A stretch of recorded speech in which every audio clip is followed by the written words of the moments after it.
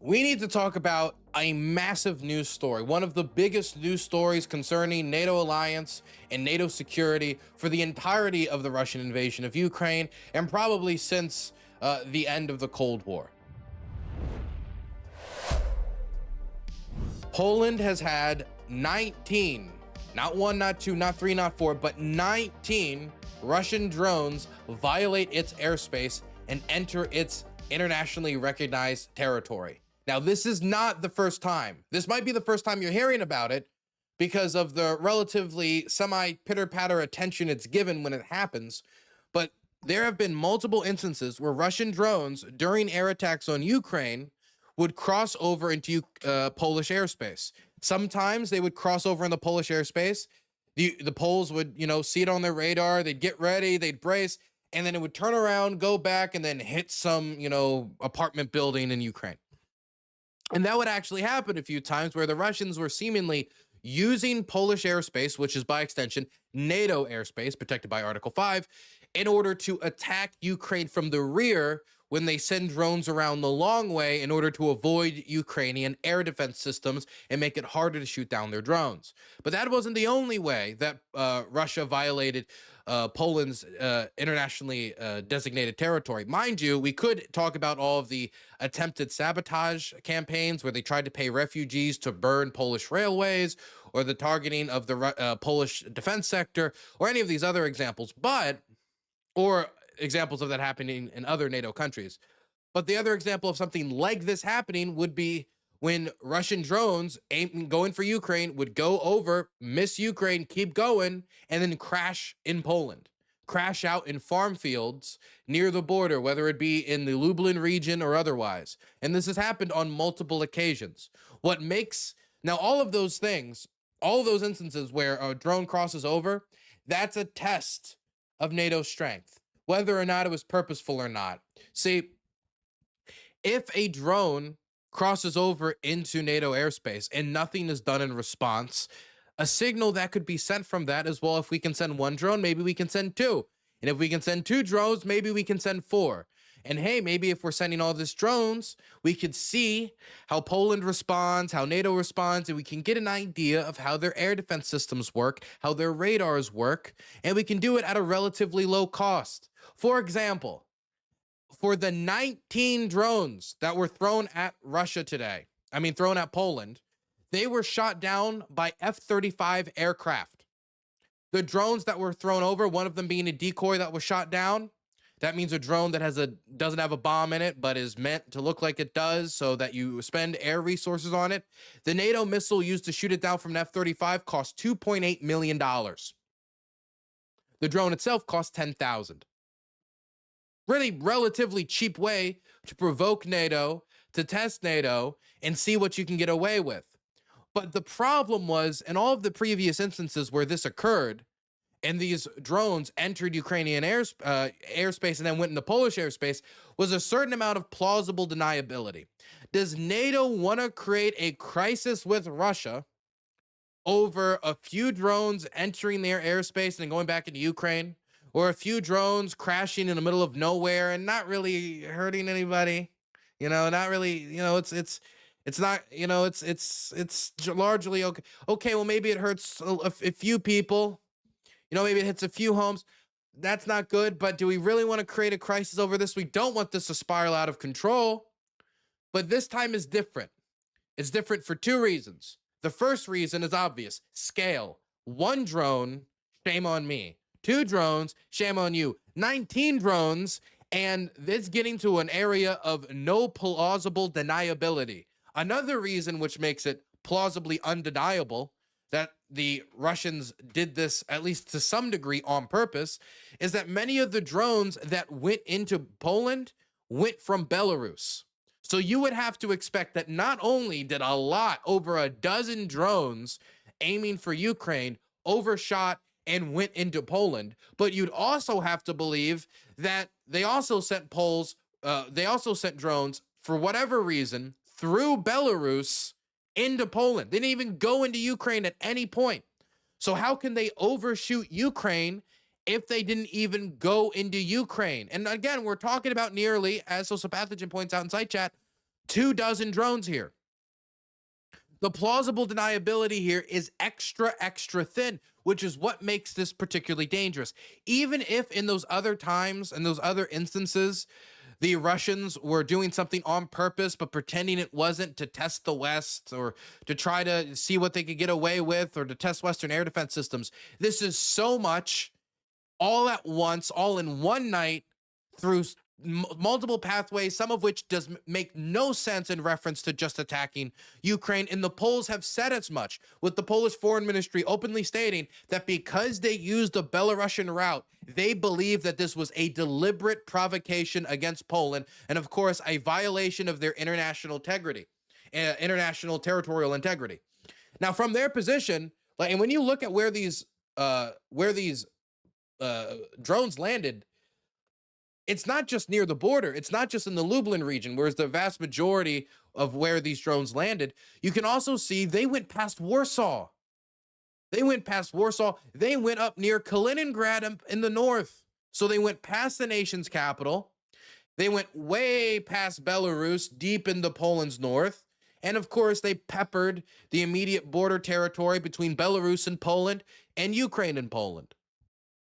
So this is all across Poland, in the north, in the south of the capital, past the capital, all across the border near Belarus and Ukraine.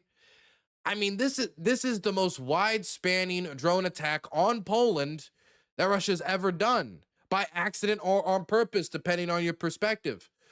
But I mean, this is also the biggest air attack on Poland since the Second World War. I know it's weird to think about it that way, but I mean, it's the truth. It's the case.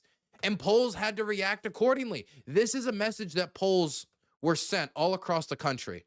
Let me read this to you. Attention. In connection with the operation to neutralize objects that have violated the Polish border, please inform the authorities about drones or their crash sites. Do not approach them. And they are saying do not approach them because if you approach some of these crashed drones with unexploded ordnances attached to them, you poke it, you kick it, you throw a rock at it, and you're no longer going to have an arm, you're no longer going to have a leg. There have been a lot of instances where people think ammunition is done, and I've seen this multiple times.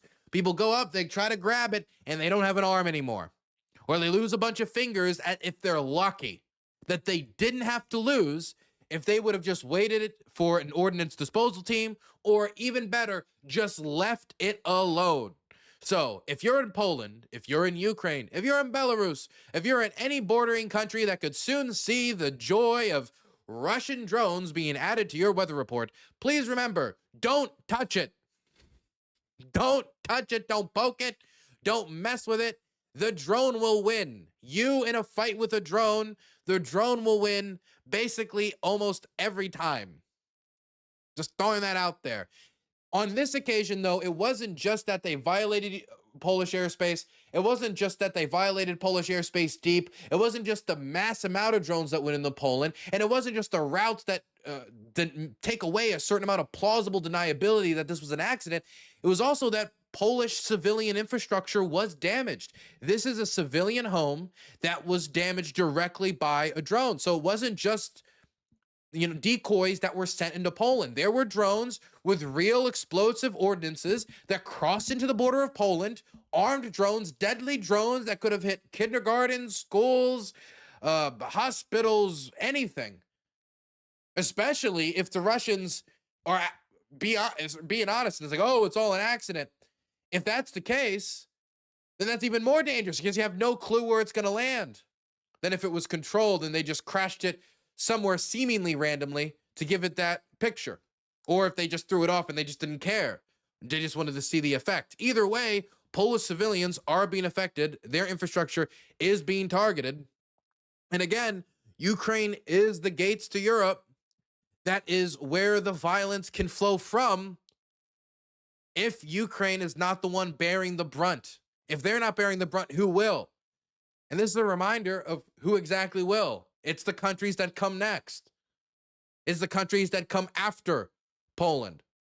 By the way, Belarus actually warned Poland of the incoming drone incursion, according to one Polish general. At least 19 drones entered Polish territory overnight in what Poland branded an act of aggression.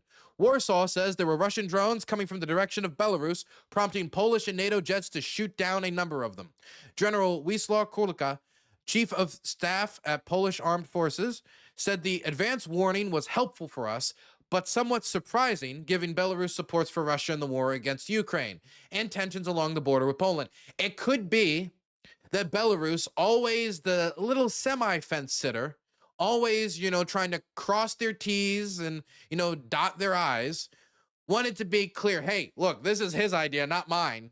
If NATO wanted to give a more drastic response, because if the drones are going through Belarusian airspace, maybe Belarus would be included in the response. It could be that. It could be Lukashenko looking out for himself when, the situation at home isn't exactly stable in all ways. The Belarusians warned us that the drones were headed towards us through their airspace. It was surprising to me that Belarus, which is really trying to escalate the situation on our land border, decided to cooperate in this way. Okay, so one thing I wanted to throw out there before we get into any of the potential repercussions of what this means is the back and forth that immediately transpired between the leader of Hungary, the Prime Minister of Hungary, Viktor Orban, and the foreign minister of Poland, Radosław Sikorski, who used to be a combat journalist covering wars like Afghanistan before eventually working in the Polish government. Now, Viktor Orban says in response to, again, the biggest air attack on Poland since the Second World War, says this: Hungary stands in full solidarity with Poland following the recent drone incident. I think if it was Viktor Orban's house that blew up, it wouldn't be referred to as just an incident. The violation of Poland's territorial integrity is unacceptable.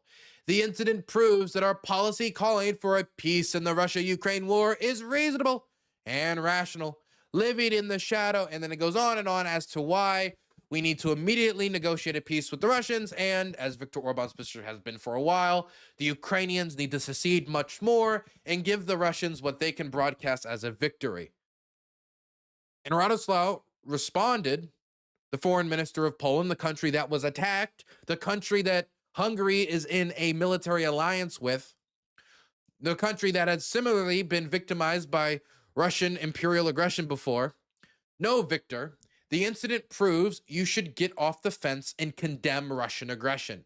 We asked you to unblock the disbursement of EU funds for defense and approve tougher sanctions on the aggressor and withdraw your veto on starting Ukraine's EU accession negotiations. So, this is one of the biggest tests of NATO unity that we've seen, if not the biggest test. I would say it's probably the biggest test of NATO unity since Trump has gotten in office for the second time. And is the biggest attack on a European NATO member state since, again, the fall of the Soviet Union. And the biggest attack on Poland since the end of the Second World War. That's pretty significant for all of the reasons mentioned. But it's also significant because of the deterrence effect.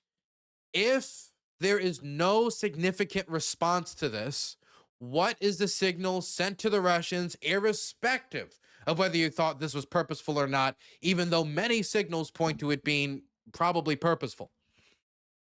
The signal sent is that NATO is either too disunified or too disorganized to mount some sort of response, whether it be a physical military response where, say, 19 drones hit refineries across Russia, or if it's some sort of economic response, say a 19 sanctions package, the United States coordinating a response with Europe to help pressure Russian energy exports and make it so it's harder for them to fund the war, so it's harder for them to produce the drones that are now bombing NATO countries. But so far, we don't have a response from President Trump. We don't have a statement from President Trump condemning this attack on Poland and saying that there's going to be some sort of response of some sort. So we're still waiting to see what exactly Donald Trump is going to say in response to a NATO country being bombed, and if there's going to be any repercussions for what the Russians did. Mind you, Secretary Bessent recently talked about the powers that they have at their disposal and putting more pressure on the Russians to try to win the race of the Russian economy versus the Ukrainian ability to defend themselves. We saw Marco Rubio making open suggestions about the power at their disposal to pressure the Russians, and Donald Trump recently told reporters that he was prepared to start the second wave of sanctions, saying, of course, that Joe Biden's administration was the first wave, very shortly, immediately, if need be. And he said, absolutely, he's ready to do that. Not that he will do that. Not that he's going to do that at this day or that day or by this red line or some standard that is measurable, that you can point out, that you could measure and say, oh, okay, we've hit 20%, 30%, some measuring tape by which to judge ourselves. But maybe.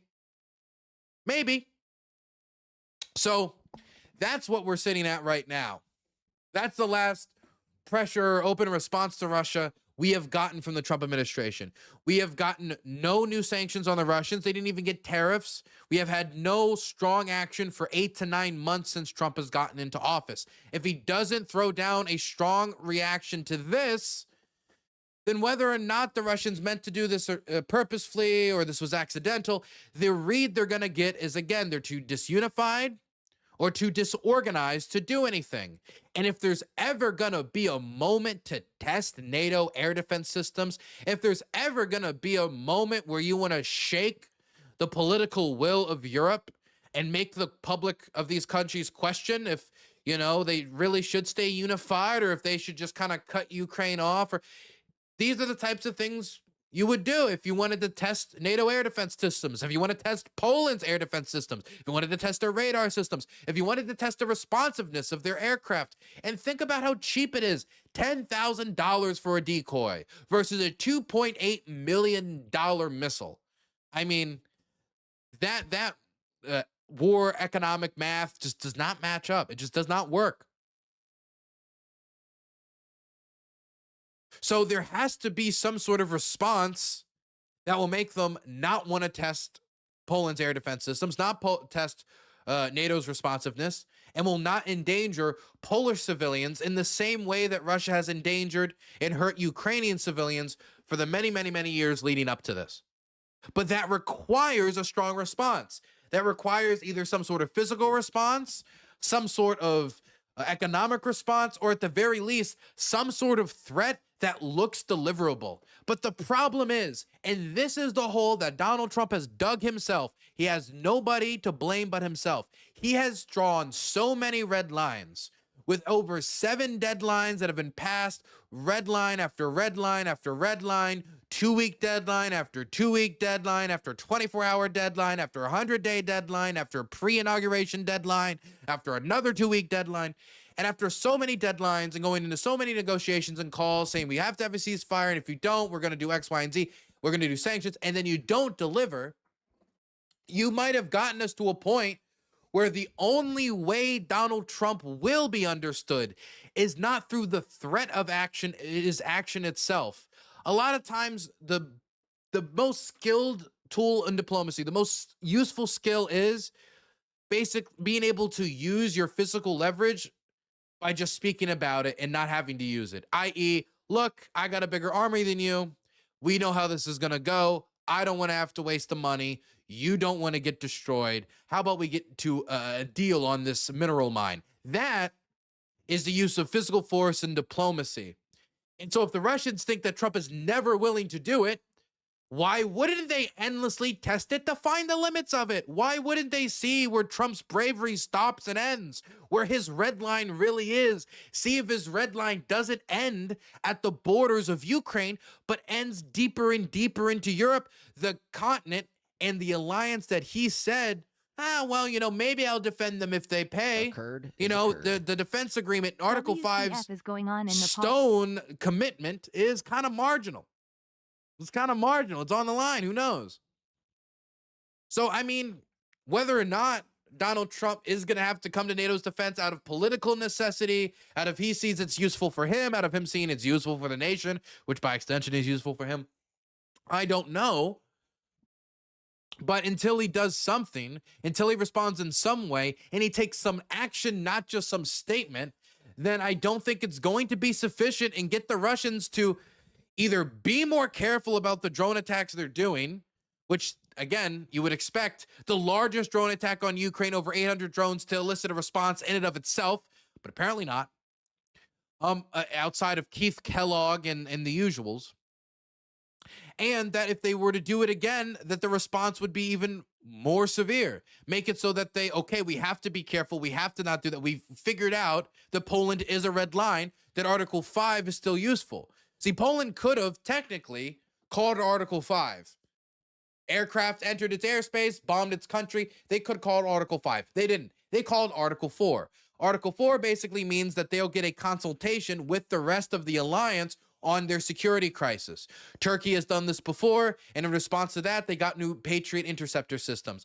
How that's going to be, or what's going to happen with Poland, whether it's going to be, hey, we're going to dedicate more air resources to Poland, we're going to dedicate more Patriots to Poland, we're going to dedicate more soldiers to Poland at the same time that the United States is talking about pulling back from the Baltics, pulling back from the countries on Russia's flank. Either way, there has to be, due to the way Trump has whittled down the credibility of his own words, there has to be a action in response to this from the White House, or I think the next thing we're going to see is the Russians seeing how much further they can go. 19 drones might just be the start, when it very well should be the end if we have an administration that really cares about stopping this crisis from spiraling out further. Thank you for the $5 and the question about what's going on in Nepal right now. I haven't done any research, so I cannot tell you, but I'll read up on it and we'll talk about it on tomorrow's stream. How does that sound? So if you want to learn about that, tune in tomorrow. Did you talk about cut of the financial assistance to the Baltic states? Yes, the Trump administration, at the same time that this is happening, is cutting financial military assistance to the Baltic states, Estonia, Latvia, and Lithuania, the countries that are building trenches on the border with Russia right now due to how they feel threatened. Again, like whether or not, I don't want to spend money in Europe. What's the signal that this sends at this moment?